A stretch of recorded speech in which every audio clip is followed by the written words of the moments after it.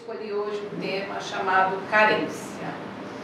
Então, esse tema é um tema assim, super atual, é um tema que está dentro de todas as palestras, dentro dos livros que a espiritualidade tem nos mandado para que a gente possa fazer um autoconhecimento, enfim, é um momento novo que a doutrina espírita está vivendo.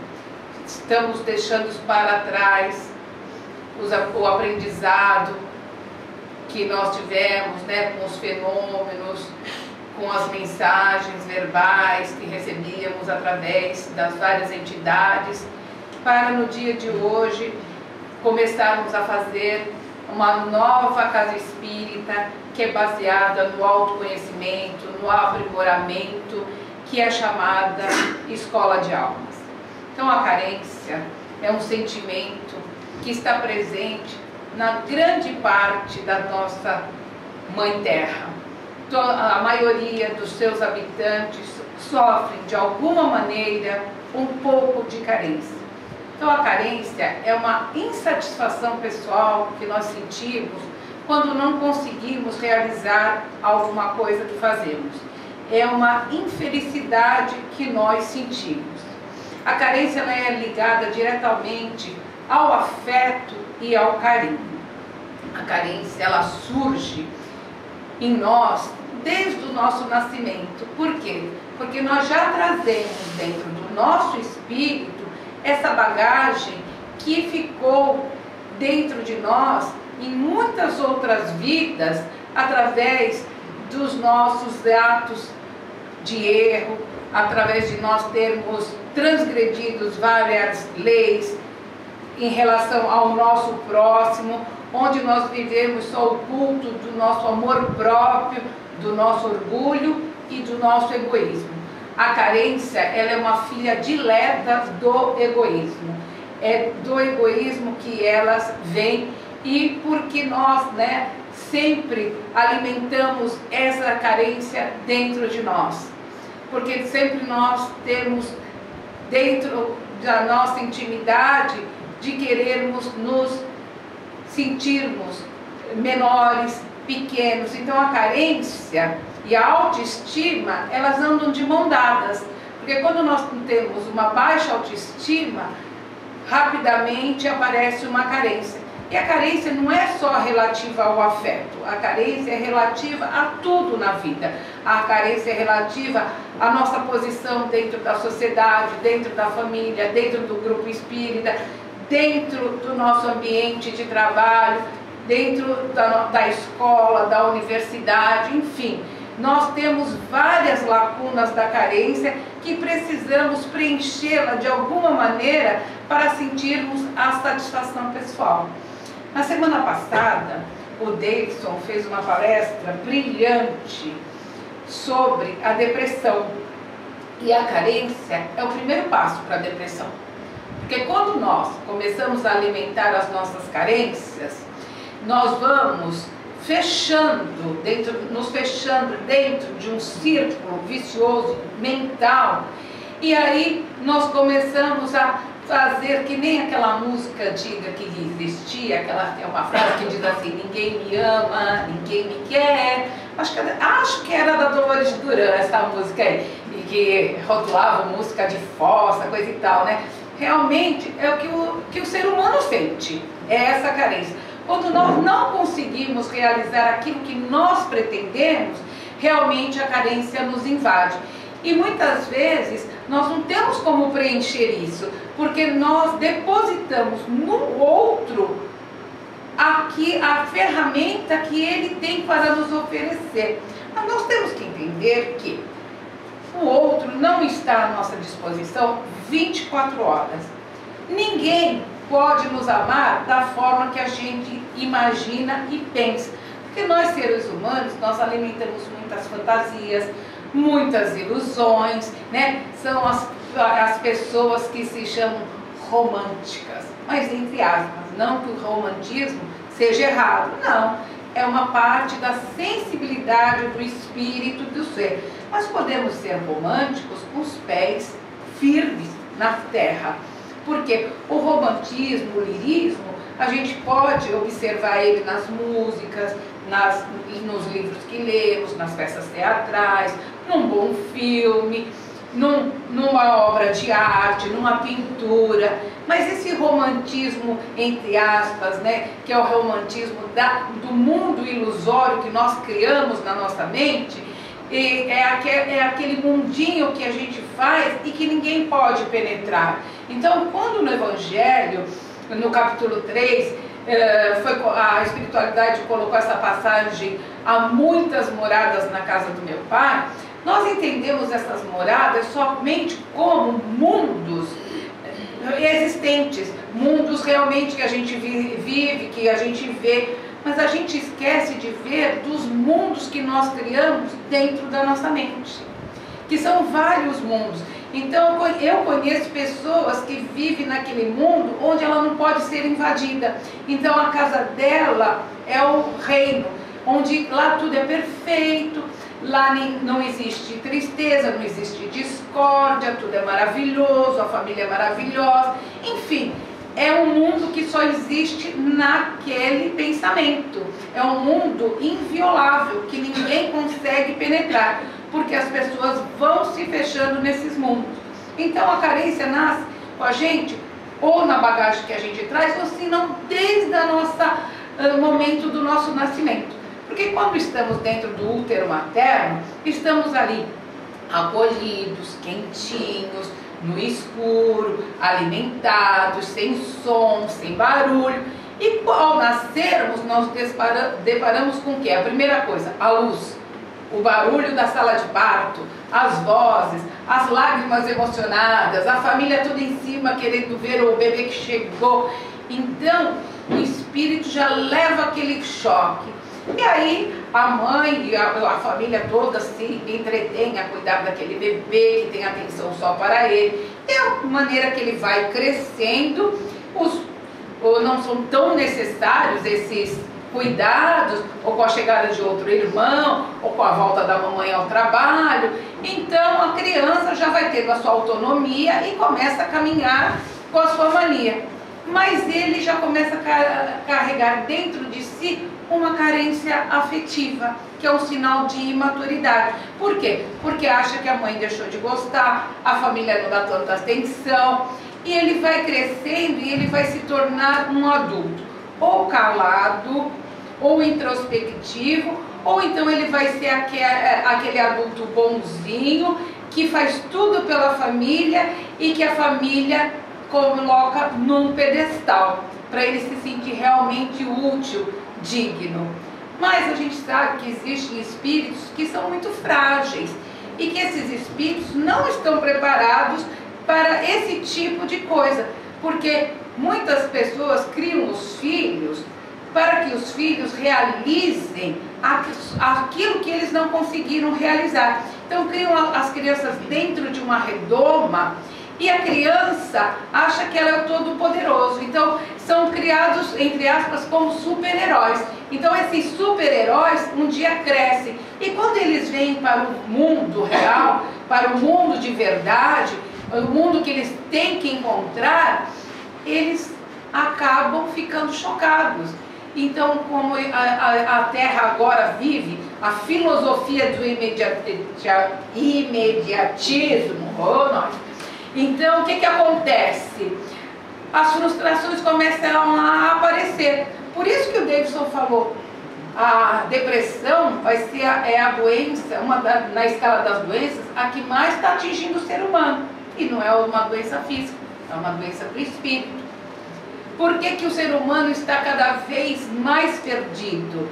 Porque as frustrações começam a aparecer. Então ele é criado ali naquela redoma, ele é o herói da casa, é o reizinho da casa, vai para o mundo lá fora ninguém faz as suas vontades, tem que matar um leão todos os dias, tem que estudar, tem que se preparar para se sobressair, tem que lutar, tem que trabalhar, tem que se informar, tem que realmente ter uma força de vontade. Mas alguns espíritos são mais fracos, não têm essa coragem, vivem na sombra da sua personalidade, e o que acaba acontecendo? descambam para os caminhos dos vícios e onde acabam se perdendo. Nunca houve tantos viciados nesse planeta como existe hoje. Viciados em quê? Viciados no outro, principalmente, porque eu não falo só do vício que existe por aí, as drogas, as bebidas, mas o vício dependente do outro. Eu só sou feliz se eu tiver essa muleta do meu lado. Se essa muleta sair, eu sou infeliz. Eu só sou feliz se eu realizar aquilo que eu sonhei através do meu filho. Então a gente vê quantas mães vivem a síndrome da Cinderela, que é ela se realizar através das filhas. As filhas ficam jovenzinhas, adolescentes, bonitas, graciosas, e a mãe fica feliz em ver. Então ela investe tudo naquela menina. Então ela coloca a menina no concurso de beleza, leva para contar, leva para ser atriz, para ser modelo, para ser isso. E os meninos a mesma coisa. Tem até uns concursos aí nos Estados Unidos das meninas de misses, coitadinha, parecem umas palhacinhas, coitadinhas, são miniaturas de adultos. Gente, que mal que essas mães fazem para essas crianças, porque elas vão crescer e elas não vão ter mais esse glamour, porque a beleza delas talvez não vai ser o padrão da beleza que é hoje da infância, porque tem crianças lindas que se tornam adultos feios, assim como tem crianças feias que se tornam adultas belíssimas, maravilhosas. Então, olha quanto mal que vai criando nessas pessoas e quanto mal na gente. E fora, vamos falar dos vícios mesmos pesados, né? Que estão levando as pessoas, não é só jovens não, são adultos, são já pessoas de meia idade, já pessoas velhas mesmo, que não tem mais para onde fugir, a sua carência é tanta, então vão afagar, esquecer tudo isso nos vícios, nas drogas, que é a pior coisa, é cada vez se afundar mais como ser humano, é cada vez se afundar mais como criatura. Então, gente, tem umas perguntinhas aqui que eu vou ler para vocês e vou responder, né? Lógico, né? Então, como nós detectamos a carência em nós? Como que a gente pode saber se a gente é carente? Porque a gente pode não ter uma carência afetiva, a gente pode não ter uma carência material, mas a gente pode ter uma carência intelectual. Ah, eu gostaria de ter estudado e não pude. É uma carência intelectual. Mas eu digo para vocês, querer é poder. Nunca é tarde para se aprender alguma coisa. Ah, eu não tenho dinheiro para pagar uma escola, para fazer um curso. Gente, é fácil. Tem tantos cursos aí que são gratuitos, com várias entidades. Ah, mas nem todos eu gosto. Vai para a internet, vai pesquisar. Ah, eu não sei lidar com computador. Leia. Leia. Os livros nos ensinam tudo, gente. O que a gente aprende não é sentado no banco da escola. O que a gente aprende é aquilo que a gente absorve lendo, pesquisando. Dá licença, gente. Então, como nós podemos detectar em nós, né?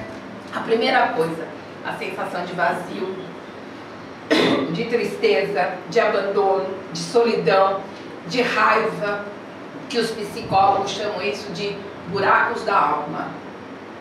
Então essas sensações são as primeiras que nós podemos detectar, que nós realmente temos uma pontinha da carência dentro de nós.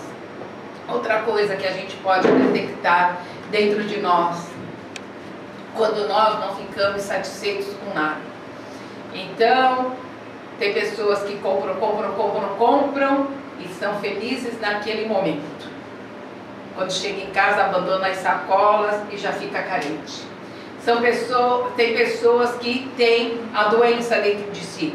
Vão em 10 médicos numa semana, haviam todas as receitas, mas não tomam um comprimido sequer. Tem gavetas e gavetas de medicamentos. Tem pessoas que precisam ir para a rua. Então vão para a rua, para quê? Para conversar com as pessoas nos pontos de ônibus, dentro dos ônibus, dentro dos shoppings. Ah, não tem o que fazer, vou para o shopping. Aí conversa com uma pessoa, entra numa loja e assim vai mascarando, que é muito difícil nós nos encararmos de frente. É muito difícil a gente querer falar, mas eu tenho isso aqui. Aí às vezes eu tenho uma tristeza, acordo com uma tristeza, eu estou carente de quê? Muitas vezes nós estamos carentes de Deus, nós estamos carentes de fé, nós estamos carentes de trabalho em prol do nosso próximo. Porque algum dia vocês viram o Chico Xavier, em alguma das passagens dele, das entrevistas, milhões que ele deu, falar que ele sentia carência? Vocês viram alguma vez Madre Teresa de Calcutá falar que tinha carência? Vocês ouviram um dia Divaldo, que fala aí no mundo inteiro, falar essa palavra, hoje eu estou carente? Vocês já viram tantos e tantos trabalhadores que dirigem casas de crianças excepcionais, que dirigem ONGs, que trabalham em prol do seu próximo, levantar e falar assim, hoje eu não vou trabalhar porque eu estou carente? Nós não vemos essas pessoas se queixarem. Elas só se queixam que não tem tempo para fazer tudo o que precisa. Isso elas se queixam, né? Porque precisariam de mais mãos, de mais braços, de mais trabalhadores, porque o trabalho chega. E quem não tem tantos auxiliares assim, fica mais cansado. Mas essas pessoas, a irmã Dulce na Bahia, só tinha metade de um pulmão, esse tamaninho.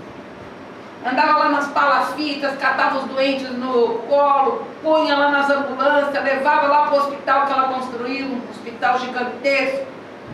De noite, ela lavava a escadaria do hospital.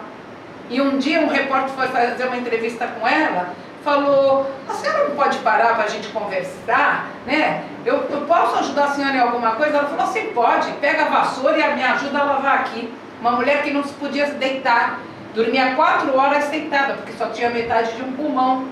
E trabalhava e era incansável. Ela tinha carência de alguma coisa, gente? De nada. Então, gente, vamos olhar para nós. Olha o nosso corpo perfeito. Ah, mas esse não é o corpo que eu queria ter. Eu queria ter um corpo de sílfide. Cada um é do jeito que tem que ser. A beleza não está no externo. A beleza está no interno. A beleza reflete de dentro para fora, não de fora para dentro. Vamos começar a varrer de dentro da nossa alma, do nosso espírito, as ilusões que nós criamos. Porque através dessas ilusões é que nós vamos ser infelizes. Porque nós não vamos conseguir realizar aquilo que nós queremos. E aí realmente nós vamos cada vez nos infelicitando mais. Vamos adoecendo. Vamos adoecer o nosso corpo, o nosso espírito, vamos entrar em depressão e muitos chegam até ao extremo do suicídio. Então, a gente tem que fazer essa pergunta para nós mesmos. Deixa eu ver agora a outra perguntinha que eu fiz. Outra coisa também que eu queria falar.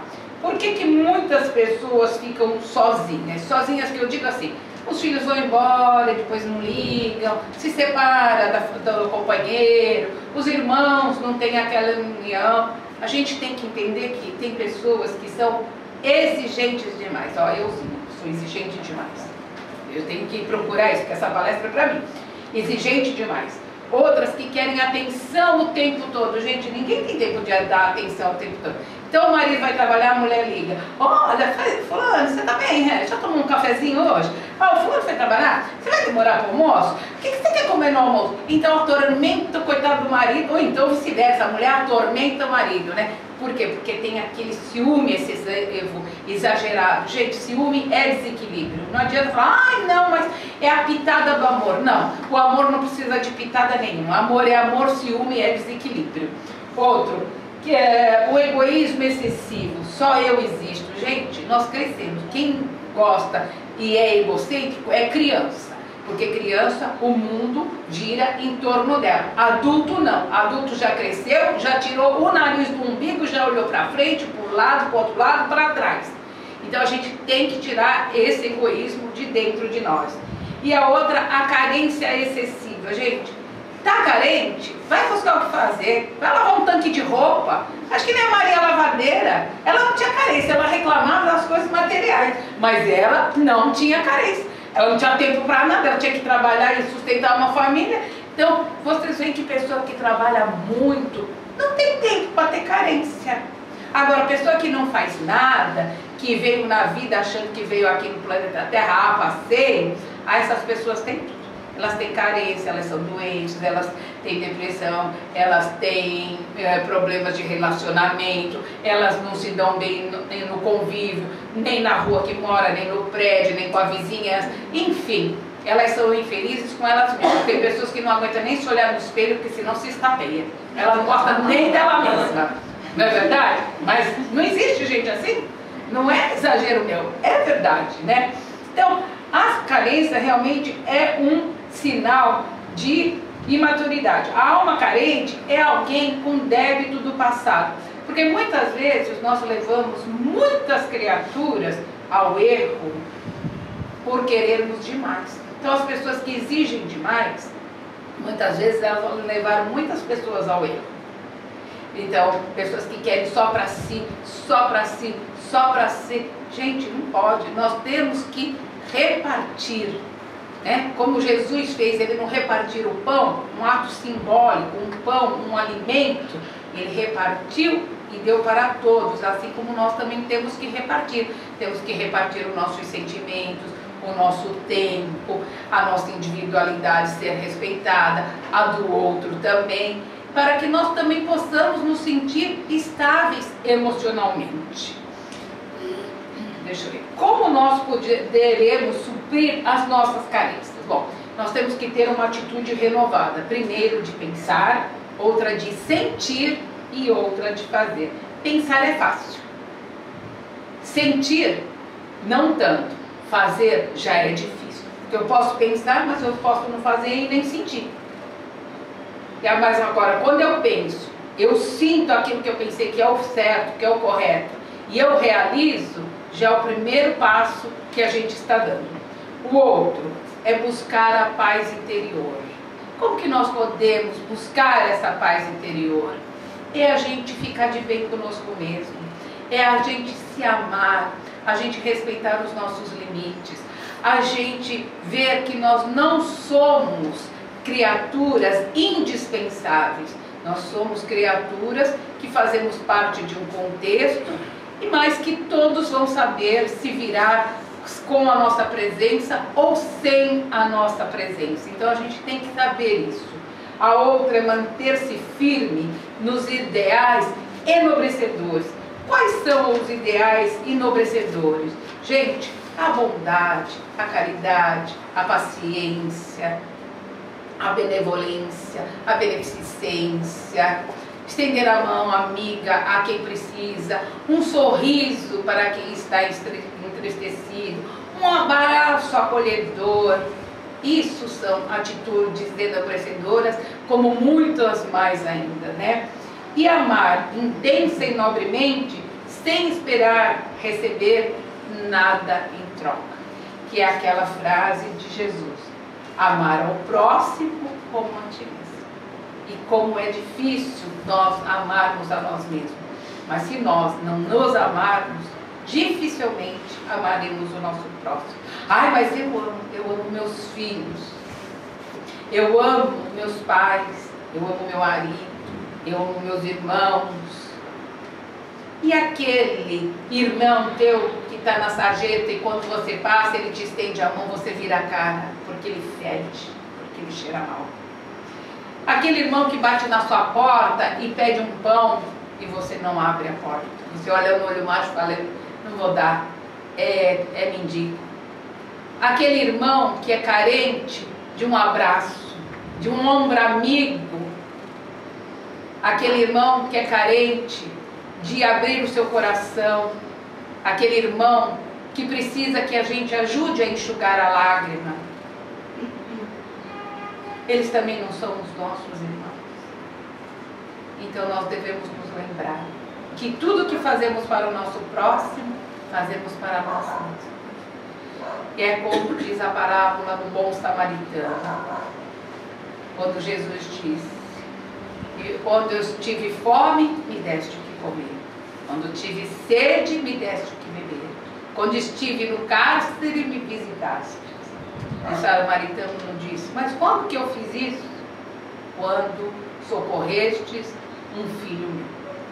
Então, gente, eu trouxe umas frasezinhas para ler para vocês, né? Que é para uma reflexão de cada um, para que vocês saiam daqui hoje, não apenas achando, a palestra foi razoável, um assunto bom, vou pesquisar alguma coisa, mas para fazer uma autorreflexão. Para quê? Qual é o objetivo que Deus quer para nós? Que todos nós sejamos felizes. Esse é o grande objetivo. Que nós todos, o sofrimento faz parte da nossa caminhada, porque foram as pedras que nós colocamos. Mas Deus quer que nós sejamos sempre muito e muito felizes. Então vou ler a primeira.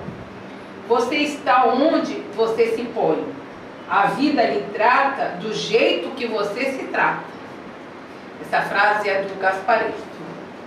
Outra que diz assim: Deus, em sua misericórdia infinita, colocou no fundo do vosso coração uma sentinela vigilante que se chama consciência. Escutai-a. Ela não vos dará senão bons conselhos. Hamed. A carência, a saudade e a mágoa, um quase desespero, uma espécie de avião em queda, mas que a gente sabe que um dia vai se estabilizar. Marta Medeiros. Sofremos de carência generalizada. Vai do feijão à Constituição. Esse é do grande Teotônio Vilela. A maior carência da humanidade, neste momento, é a carência de Deus. Rosa Berg. Realmente, a maior carência que nós temos hoje é a carência de Deus, do entendimento do nosso de ser, de estar, de ficar e para onde ir. Essa é a grande tarefa nossa aqui no planeta Terra, para a gente saber quem nós somos, nos conhecemos, porque todos nós somos aquilo que pensamos. De estamos nesse momento na Terra, nesse momento de transformação, de aprendizagem, de ficar onde o nosso coração quer que nós permaneçamos, os nossos atos, o nosso caráter, a nossa moral, e de irmos ao encontro daqueles que estão já num plano mais evoluído, levando conosco uma mala cheia de boas virtudes, de bons aprendizados e principalmente de um bom trabalho feito para nós mesmos e para o nosso próximo. Só assim é que nós passaremos pela porta estreita e chegaremos até as esferas superiores. Deus nos colocou na Terra como aprendizes. Hoje somos aprendizes do Evangelho e amanhã seremos seres que realmente vivenciaremos o Evangelho igual Jesus nos ensinou. Que Ele esteja conosco, nos ampare, nos guie, para que possamos sempre trilhar o caminho da verdade e da luz. Graças a Deus.